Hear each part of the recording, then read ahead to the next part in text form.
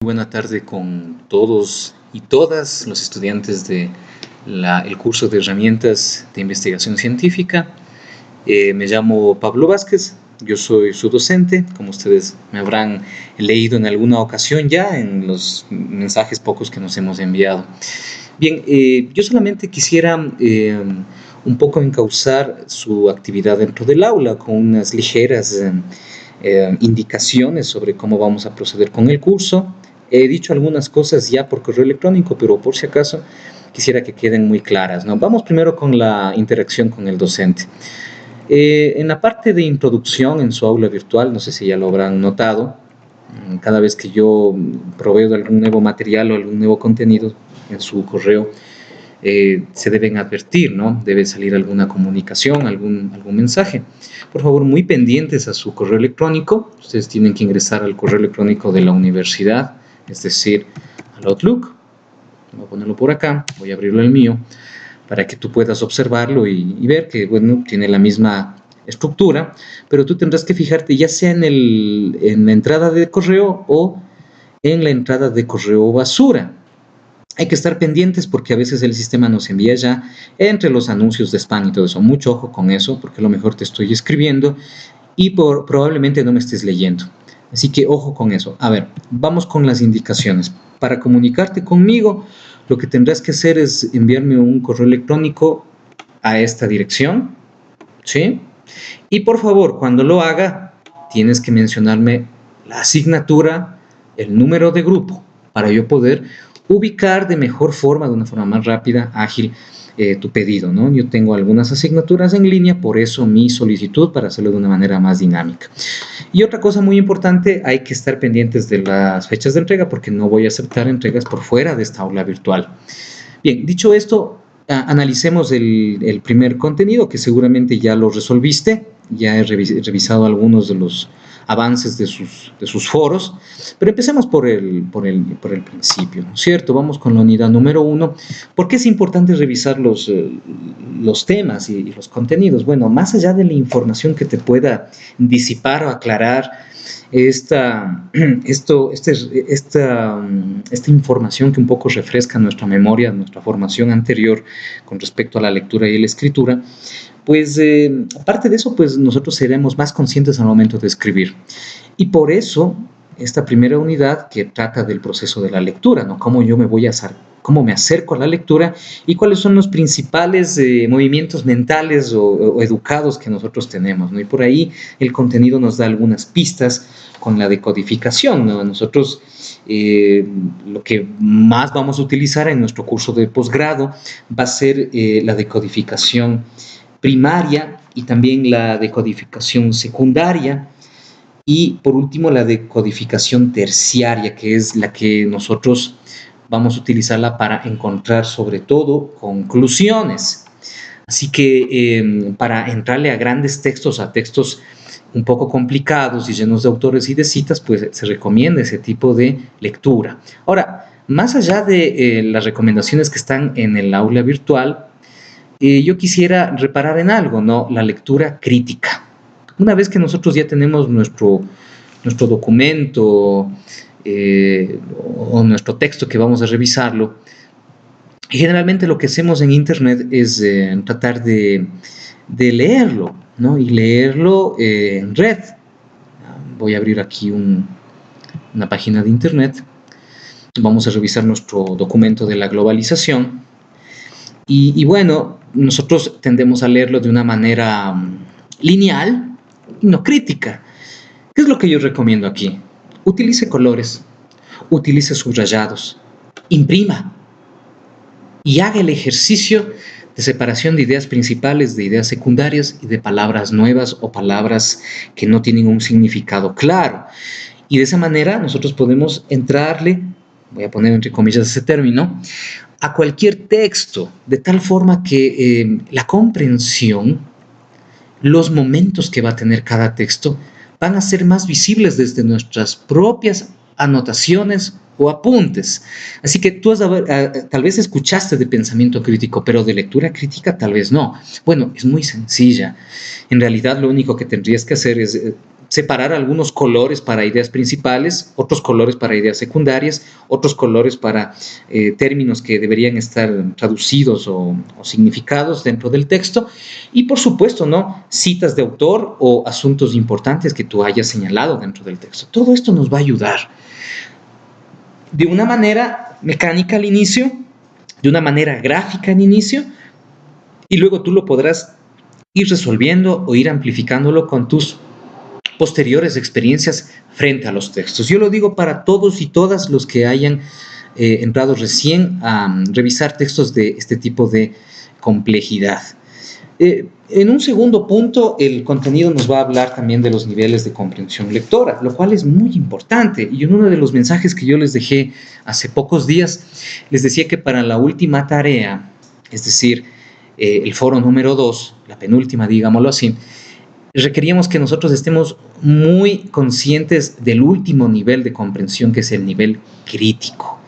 Claro que leer y comprender un texto es un asunto de procesos, ¿no? Primero está el entendimiento literal, después tendremos el inferencial, que bueno, nos va a dar muchos más visos sobre lo que tiene un texto, ¿no es cierto? Como por ejemplo, qué tipo de lenguaje se está utilizando, cuál es el planteamiento en referencia al texto, cuál es la idea principal, etcétera. Y eso nos permitirá, pues, plantear algunas conclusiones, por ejemplo, ¿no? Pero el nivel crítico es el nivel del juicio. Generalmente, en nuestra vida cotidiana, nos saltamos los dos niveles, ¿no?, el literal y el inferencial, y siempre caemos al nivel crítico, sin pasar por las dos primeras instancias que mencioné. Para un escrito académico o de posgrado como el que tú te estás implicando a hacer en este nuevo periodo de tu formación, definitivamente vas a tener que pasar por los dos niveles de comprensión lectora antes de plantear cualquier crítica o juicio. Recordemos que si bien no existe la objetividad, sí existe el equilibrio. Y el equilibrio es una responsabilidad de todo profesional, de toda estudiosa de su materia y de los casos que existen. Por eso la formación en comprensión lectora o en redacción académica no podrá quedar completa si es que tú no completas esa formación. Es decir, vinculando tus lecturas a procedimientos más críticos. Por ejemplo, lectura crítica. Por ejemplo, comprensión literal del texto y después una comprensión a nivel inferencial y posteriormente sí plantear juicios. Para aquello, yo te recomiendo el uso de diccionario, el uso de varias fuentes de contrastación, sobre todo cuando hacemos estudios sociales o cuando estamos analizando estadística. Es muy bueno que tú contrastes la información de tal manera que tu nivel crítico aumente, ¿sí? De tal manera que cuando tú acabes de hacer tu tesis, tu monografía, al final, cuando ya tengas que vincular el asunto de premisas y de conclusiones, sea un camino claro, un camino lleno de referencias, un camino que te plantee el proceso de estudio e investigación que tú has realizado en tu texto, ¿no? Así que eso es muy importante, estimados y estimadas jóvenes. Por último, yo quisiera hablar de las proposiciones argumentales, ¿no?, que es otro de los asuntos, digamos, que sí vinculó muchísimo a la tarea que nos estábamos proponiendo, sobre todo en la última tarea, que es la relatoría, es decir, encontrar tesis, ¿sí? Las proposiciones argumentales sostienen las tesis de un texto e identificar esos tipos de texto, identificar las tesis y los argumentos que lo sostienen va a ser la tarea a la cual usted se va a proponer durante este periodo de estudio. Recuerde que usted, para poder ingresar a la comprensión de cualquier texto, usted debe identificar por lo menos los argumentos y la tesis central de cualquier tipo de texto, ¿no? Entonces vamos a ponernos acá en el proceso de lectura y vamos a buscar la parte de las tesis, ¿no? En la lectura precategorial, usted encuentra la idea de las tesis. Y vamos a ver qué es lo que nos dice sobre las tesis, ¿no? El núcleo de un texto es la tesis, es decir, la estructura argumental que soporta la idea. Mucho ojo con esto, porque es lo que más utilizaremos en nuestro recorrido nuestro recorrido académico. Y si tú quieres continuar con otro grado más, es decir, doctorado, etcétera, este camino no lo vas a poder eludir. Así que hay algunos ejercicios aquí, no sé si tú los revisaste, hay algunos ejercicios que nos permiten encontrar entre algunas premisas cuál es la tesis. Yo te recomiendo que los realices y los vincules a las tareas que tenemos. Bien, avancemos un poco más porque se supone que esto ya lo habíamos mencionado, ¿no? Todo esto va, estimados y estimadas compañeros, compañeras, va a reparar en la última tarea de, al menos de esta unidad, que es la relatoría. Voy a abrir la tarea y voy a abrir el esquema para que nos quede claro, ¿no? Bien, algunas personas ya se han adelantado a la tarea. Yo les veo bien, realmente los veo bien. Veo que sí se está repasando los contenidos, veo que no existe mayor complicación. Por allí yo sí te llamaría la atención con respecto a la ortografía, la sintaxis, los párrafos. Esto, por favor, mucho ojo, yo te lo he reparado en las correcciones del foro 1 e insistiré en las correcciones del foro 2 también esta tarde, que culminaré con esto y con la corrección de su esquema de relatoría. Bueno, vamos a revisar el esquema. Es muy sencillo realmente. Tú vas a tener que transcribir el título del apartado o sección que vas a leer. Como viste en el documento hay 6 partes. Tú tienes que elegir cuál de esas partes y la vas a transcribir, ¿verdad? Vas a poner el autor, ya sabemos que es el autor. ¿Ya? Lo vas a buscar si es que no lo conoces.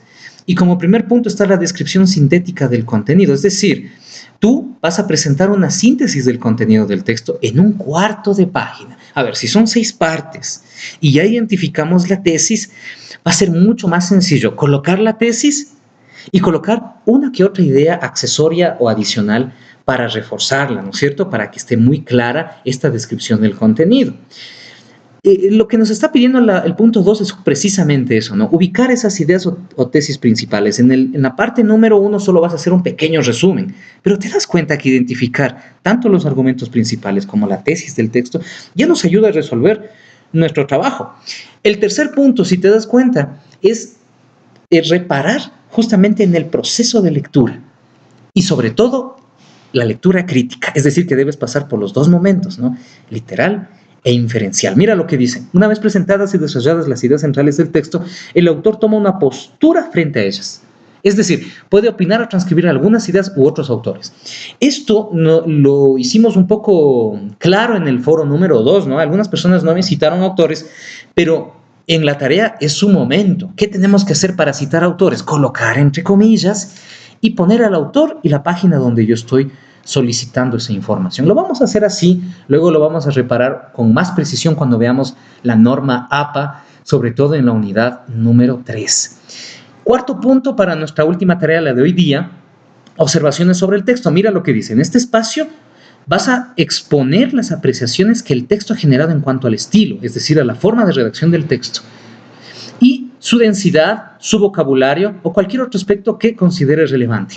Los foros nos han ayudado un poco a desglosar, a desarmar, un poco a analizar el texto. Tú hiciste ese análisis, utilizaste lectura crítica. Si aún no lo haces, deberías hacerlo hoy día e ir separando estas partes importantes del texto, las que tú consideres, desde el procedimiento lógico, racional que hemos propuesto.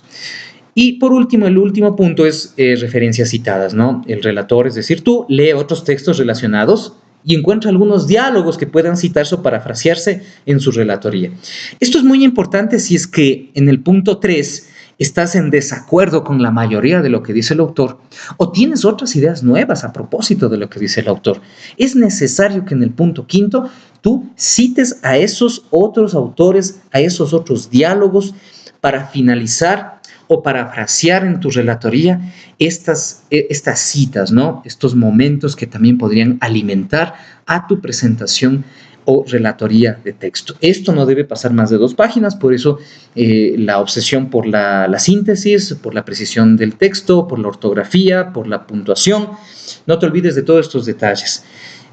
Hasta la medianoche de hoy día estaré receptando su trabajo final de la unidad 1, es decir, la actividad número 4. Si tienes preguntas, no hay ningún problema, tú me puedes hacer por correo electrónico, siempre mencionando desde dónde me estás escribiendo, desde qué asignatura. Bien, y por último, ya me voy a despedir, solamente para invitarte a que veas las fechas que tenemos precisas para la revisión de los contenidos. Por ejemplo, hoy empezamos ya con la unidad número 2, ¿sí? Yo el día miércoles o jueves, si es antes, pues lo haré un video parecido en donde un poco resumiré cuáles son las intenciones de las tareas. No he hablado mucho de los foros porque ya está bastante explicitado, creo que está bastante claro qué es lo que queríamos a través de los foros. Y con respecto al trabajo escrito, ves, yo lo único que quería era vincular los contenidos que hemos repasado con la tarea y vincular las actividades en los foros con la tarea final. Va a ser el mismo procedimiento en la unidad 2, sino que ahora ya vas a estar un poquito más pendiente, ¿no es cierto?, de revisar el contenido de una manera precisa, de una manera analítica, crítica. Vas a ir repasando los ejemplos, vas a ir repasando uno que otro ejercicio que te va a proponer el contenido y, lo más importante, ¿no?, vinculando a la tarea. Vamos a ver, vamos a abrir la unidad número 2. Aquí estamos en nuestra aula virtual de herramientas. Mira, la primera tarea es observar el contenido. Yo sabré cómo valorar esto. Tú tienes que observar el contenido, tú dedícate a eso, yo valoraré lo otro. Pero mira los foros, ¿no? Tienes que leer el texto de lectura y escritura académica en educación media y superior, que está por acá. Lo escribe Cristina Castro. Lo voy a abrir por acá. El sistema te lo va a descargar. Y lo vas a leer, ¿no? Ahora ya no lo vas a leer como el otro texto, lo vas a leer con lectura crítica, es decir, subrayando, teniendo atención de los momentos cruciales del texto y un poco guiándonos en los énfasis y los subtítulos que el autor también ha propuesto para su texto. ¿Qué tienes que hacer con esto? Pues lo único que tienes que hacer es exponer en el foro tu punto de vista acerca de cómo abordaron varios investigadores el tema. Pero ¿cómo lo vas a problematizar solo leyendo el texto? Exactamente. Vas a tener que leer la unidad número 2, ¿no? Y como ves, sí se vincula a la propuesta o exposición de texto. Mira, por ejemplo, el plan de discurso e intención comunicativa. Solo una pregunta, ¿no? En el texto que estamos revisando, este de lectura y escritura académica, ¿qué tipo de intención comunicativa estará presente en mayoría en el texto? ¿En texto narrativo tal vez? ¿Un texto argumentativo tal vez? ¿Un texto descriptivo tal vez? ¿O informativo? ¿O la combinación de cuáles? ¿O cuál es el que prevalece? Eso es lo que vamos a tratar de buscar. Ahora, yo te invito a que también busques este tipo de comunicación o intenciones en el plan de discurso comunicativa en tu vida cotidiana, donde, por ejemplo, existirá más un tipo de lenguaje o función de lenguaje apelativa, ¿no? Vamos a buscar por acá funciones del lenguaje y vamos a repasar la apelativa de qué se trata. Mira, está directamente vinculada con el receptor, ¿no? Está dirigida al destinatario con una intención de apelación o persuasión. Bien, y te da una respuesta.